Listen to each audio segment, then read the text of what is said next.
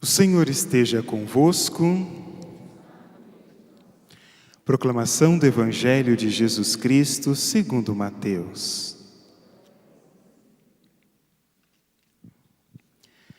Naquele tempo, quando Jesus entrou em Cafarnaum, um oficial romano aproximou-se dele suplicando: Senhor, o meu empregado está de cama lá em casa, sofrendo terrivelmente com uma paralisia.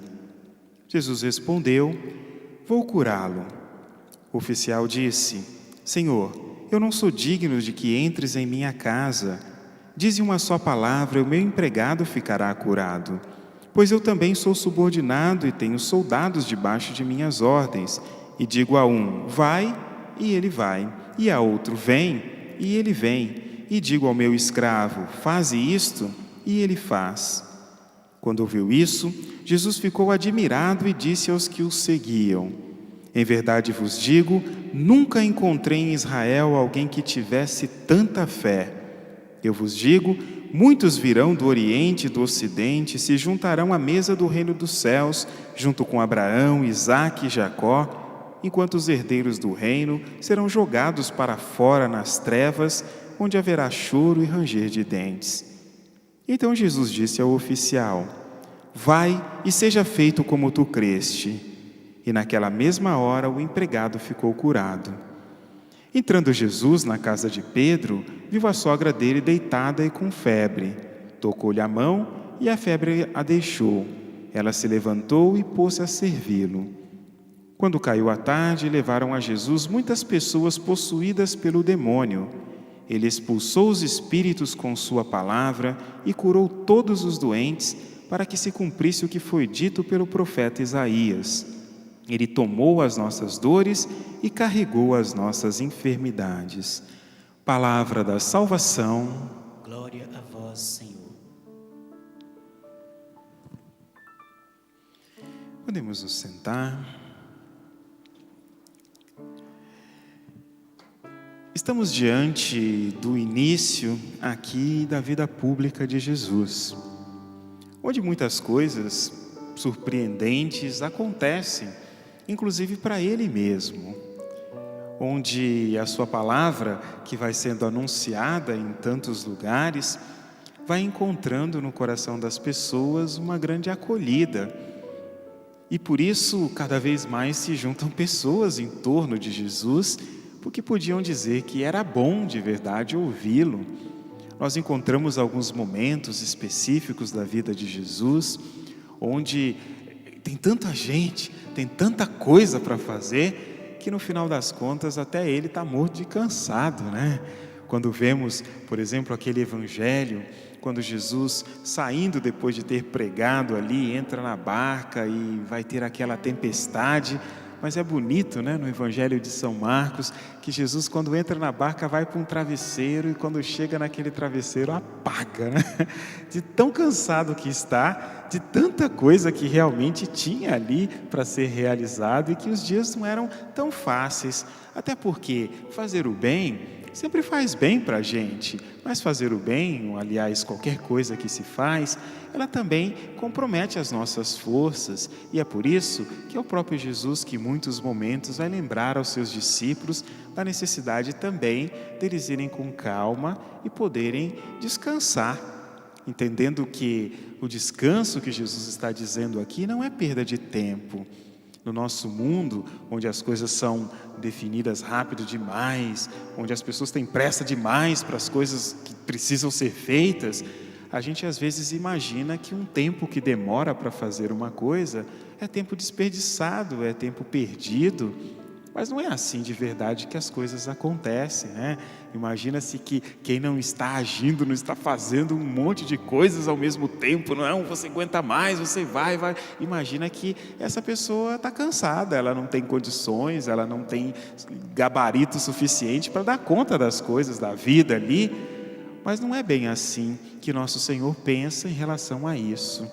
E é por isso que em muitos desses momentos nós encontramos Jesus que faz questão de deixar com que os seus discípulos possam, ele quase não consegue, mas os seus discípulos ele sempre faz questão de dar a eles alguns momentos para que eles possam de verdade descansar. E descansar aqui não diz respeito a descansar simplesmente o corpo, mas descansar o coração também. A assimilação das coisas que ocorrem no nosso dia a dia, ela precisa ser feita de uma maneira boa. E para que isso ocorra, é necessário que a gente também dê descanso para o nosso coração. Não querendo multiplicar as coisas demais, ou imaginando que pelo nosso próprio esforço, a quantidade de coisas que somos capazes de fazer, que nós vamos conseguir resolver todos os problemas, porque não é assim que a coisa de verdade ocorre. Ouvimos nessa primeira leitura de hoje, Abraão, que ali junto com Sara, já tinham tentado de tudo depois que receberam a promessa da parte de Jesus, de Jesus não, depois vem Jesus aqui com o Novo Testamento, mas da parte de Deus ali, já tinham se deslocado, já tinham ido para aquele lugar, já estavam ali na terra prometida, e claro, se tinha uma promessa de descendência, era necessário que tivesse um filho. Era necessário que se tivesse filho, porque senão, para onde é que vai? Você vai ser pai de reis, mas que rei que vai vir se não tiver filho?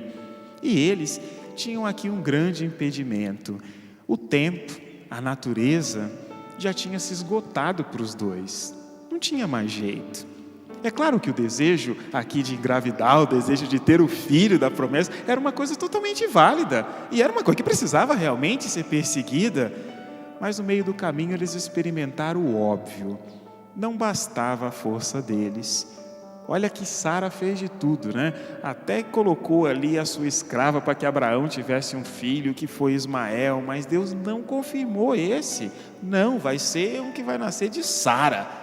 E aqui chegou o dia dessa visita finalmente de Deus à casa de Abraão, nesse lugar famoso, né? Você vê aqui é Carvalho de Mambré, né? Carvalho é só uma árvore, né? Mas era um negócio famoso, né? Um ponto de encontro famoso. Ele estava ali, é citado desse jeito. Então, Abraão estava num lugar que hoje para a gente uma árvore não ia servir de referência, né? Mas para eles ali, se só tinha aquela, ainda mais eles em região ali semidesértica, né? A árvore que tiver, aquela é referência e pronto, né? E faziam o quê? Estava ali e Deus o encontra ali e vai confirmar exatamente aquilo que tinha dito. Chegou o dia de poder tocar não mais no assunto da terra, da aliança, de nada disso, mas dizer, olha, a sua esposa Sara, ela vai conceber e vai dar à luz um filho. Não tinha lógica isso, mas para Deus, Ele só está demonstrando que Ele é capaz de fazer muito mais do que aquilo que a gente consegue fazer. Até Sara achou engraçado, né? Ouviu a história e ficou dando risada lá dentro. Você vê o pensamento dela, acabada como estou, né? Devia estar mal mesmo, né? Acabada como estou, eu por acaso vou dar à luz ainda a um filho? E por causa disso, da parte do que ela disse assim, ainda é Deus quem diz, você riu. Não, eu não ri, você riu. E para entrar para a história, essa risada de Sara, o nome do filho Isaac significa filho do sorriso, né? Falar, aí, tá vendo? Só entrou pro nome dele a risada que você deu. Mas no final das contas, aquela risada ali era daquela de eu não acredito, e depois virou um riso realmente de felicidade, de alegria, porque Deus tinha dado aquilo que de verdade eles precisavam. E olha que nunca pediram. Foi a misericórdia de Deus que chegou até eles. Mesmo se Abraão não tivesse nem sequer sido levado para a região onde foi, ele não teria tido descendência se não fosse a intervenção de Deus. Porque no final das contas, era Deus que assim queria. A misericórdia de Deus se manifesta desse jeito. Ela não é simplesmente misericórdia que chega para resolver os problemas ou os erros que aconteceram na nossa vida. Por isso, o título que São Paulo chama é Pai das Misericórdias, né? Não é nem sequer misericordioso, mas dizer que é dele que procedem todas as misericórdias, ou seja, os atos de misericórdia que chegam na vida de cada um de nós. E a misericórdia de Deus não é só para corrigir problema, a misericórdia é uma aposta. Toda misericórdia é uma aposta. Se olhamos para aquilo que a gente costuma às vezes lembrar, né? Até dizem, não, mas Deus é justo, é misericordioso, mas também é justiça, é não sei o quê, fica essa confusão, ele é misericórdia ou ele é justiça? É claro que ele é misericórdia. É que exatamente a misericórdia, ela parte de reconhecer a necessidade da pessoa que está do outro lado. Enquanto que, quando falamos de justiça, nós estamos falando de dar às pessoas aquilo que elas merecem. E às vezes, a pessoa não merece coisa boa. Quem fez uma coisa ruim, recebe um castigo, não é assim? Ninguém nunca é premiado, uma criança vai lá e derruba um copo no chão e aí todo mundo olha, ei, você conseguiu quebrar o copo. Ninguém vai fazer isso, né? Vai ser exatamente o contrário, porque aquele ato não foi bom em si. E por isso, a justiça, ela é sempre meio complicada quando a gente está devendo na praça. É bem complicado. A gente, eu quero justiça. Cuidado, se você estiver devendo na praça, a justiça, ela não vai estar tão a favor de você. Mas a misericórdia é outra coisa. A misericórdia de Deus é uma aposta para o futuro. De prestar atenção assim, quebrou esse copo mesmo. Quebrou e não foi um só não, quebrou foi um monte, já quebrou muitas vezes. Mas eu ainda acredito que dá para ensinar. Eu acredito que dá para fazer melhor do que isso. Eu acredito que dá para ir para frente. Misericórdia é a aposta de Deus na nossa vida para o futuro.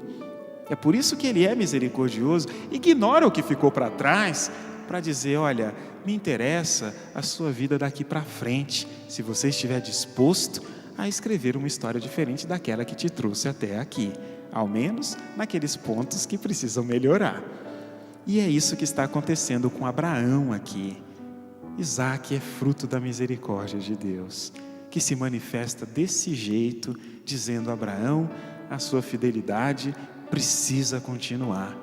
A promessa vai lá para frente, mas nunca que Abraão poderia imaginar que um dia da sua descendência, na sua descendência, Deus se encarnaria e Jesus estaria no nosso meio. E hoje ouvimos um evangelho muito bonito, né? Jesus, no meio de tantas coisas para fazer ali, tanta gente em cima, chega um centurião romano, um homem que nem judeu não era, então é daquele que estava acompanhando, vendo as coisas ali, né, de próximo, mas não fez nada, até que um dia o seu servo ficou atacado de alguma coisa aqui, ele disse que é uma paralisia, mas sabe lá que paralisia que é essa, que tipo de ataque que ele teve, mas de qualquer forma ele estava mal, estava tão mal, mas tão mal,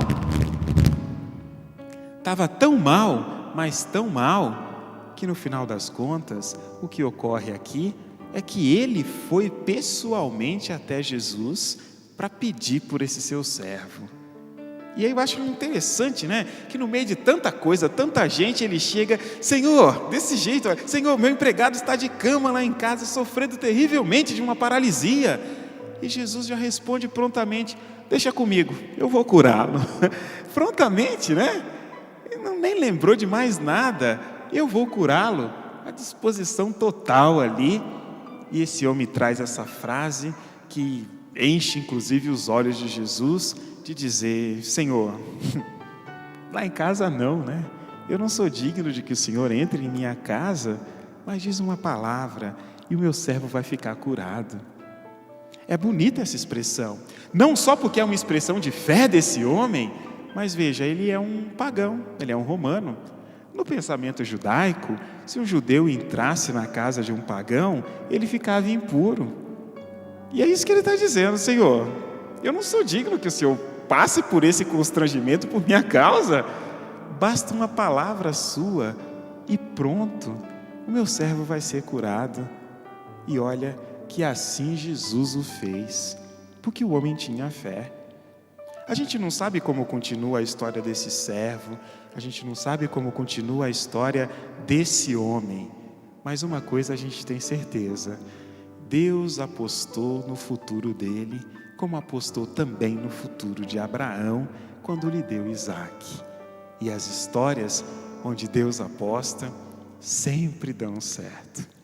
E é por isso que hoje também, nós que aqui estamos, nessa missa dedicada exatamente ao Pai das Misericórdias, a gente vem pedir a mesma coisa de Deus, que em nossas vidas Ele também não leve tanto em consideração, né? Às vezes a nossa casa está até meio bagunçada, fala, Senhor, é melhor você não entrar não, mas uma palavrinha que se eu disser, para mim já está bom, porque aquela palavra, ela vai ter de verdade a força de transformar a vida da gente.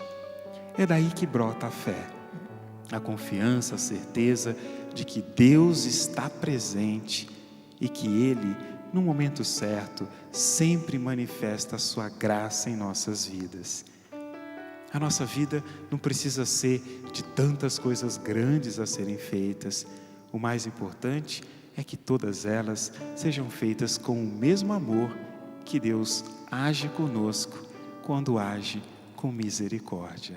Por isso Jesus diz, sede mansos e humildes de coração, como eu o sou. E é isso que hoje nós vamos pedir de verdade ao Senhor, neste sábado, que possa nos conceder exatamente essa graça, de termos um coração assim como o dele, desse jeito, que no meio, sei lá, de tanta coisa que você está fazendo, quando alguém chega e fala, eu preciso de você, se você tem um tempinho, possa dizer desse jeito, ok, eu vou. E dali, pode ser momento de graça de Deus para a vida de alguém, ou mesmo no meio de outros que acham as coisas impossíveis, como é o caso de Sara, poder dizer, Sara, só depois que a sua barriga crescer que você vai acreditar, mulher. Abraão já acreditou faz tempo, mas você tem que ficar com a barriga grande aí para você poder acreditar? Pois é, ano que vem a gente volta aqui para conversar de novo sobre esse assunto. E quando voltar, Isaac lá já estará. Fiquemos em pé, com confiança, supliquemos ao Senhor de verdade sobre as nossas vidas a sua graça. Convido você a começar dizendo assim comigo, Senhor Jesus, vós que sois misericordioso, volvei os vossos olhos sobre a minha vida. O Senhor sabe que eu dependo de Ti e por isso hoje, Senhor, mais uma vez eu venho suplicar que transformes o meu coração e que me faça, Senhor, segundo a Tua vontade. Dai-me, Senhor, a graça de em tudo buscar a Tua vontade e me protegei, Senhor, de todo o mal. Dai-me um coração semelhante ao Teu, Senhor.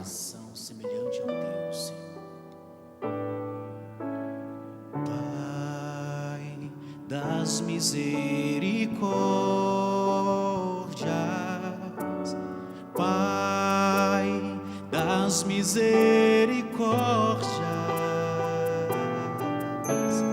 Pai das misericórdias, Pai das misericórdias, no teu templo construído de histórias, de teu povo tão sofrido, mas de muita fé, recebeste nossas dádivas, recolheste nossas lágrimas e fizeste um altar de adoração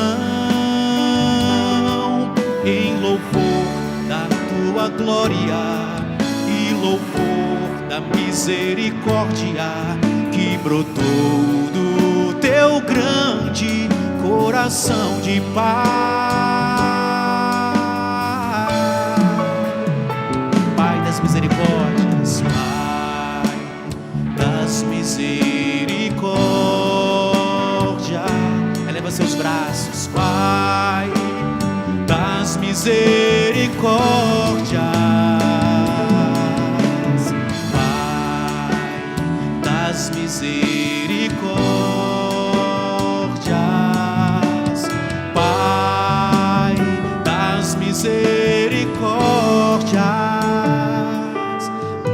estamos reunidos para agradecer teu amor e teu perdão, misericórdia. Recebeste nossas dádivas, recolheste nossas lágrimas e fizeste um altar de adoração e louvor da tua glória e louvor da misericórdia que brotou do teu grande coração de paz.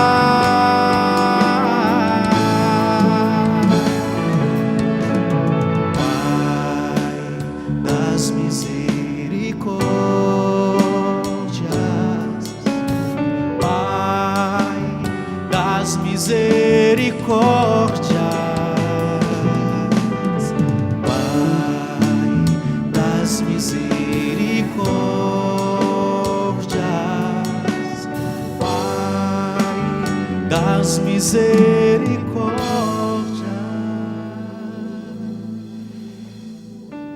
Consagração ao Pai das misericórdias. Pai das misericórdias, como é bom poder chamar-vos assim. Neste dia queremos consagrar a vós, Pai, que criastes todas as coisas e nos criastes porque sois bom, amoroso e misericordioso. Misericordioso Pai, desejais que toda a criação vos reconheça, louve e acolha em Jesus Cristo seu rosto. Desejamos, com esta consagração, reconhecer-vos, louvar-vos e acolher-vos. Vosso Filho Jesus ensinou-nos que devemos fazer a vossa vontade, que devemos ser santos e misericordiosos como vós sois com cada filho. Pai das misericórdias, ao nos consagrarmos a vós, consagramos nossos pensamentos, nossas palavras e atitudes, para que tudo o que fizermos seja feito para a vossa glória, para a glória da Santíssima Trindade. Pai querido, consagramos também toda a nossa família, nossos pais, mães, irmãos, filhos e amigos, todas as pessoas que amamos e os que se recomendaram às nossas orações. Acolhei, ó Pai, essa nossa consagração, esse compromisso de fazer a vossa vontade, de ser sermos santos e misericordiosos. Pedimos esta graça em nome do vosso Filho Jesus Cristo, na força do Espírito Santo. Amém. Glória ao Pai, ao Filho e ao Espírito Santo. Como era no princípio, agora e sempre. Amém.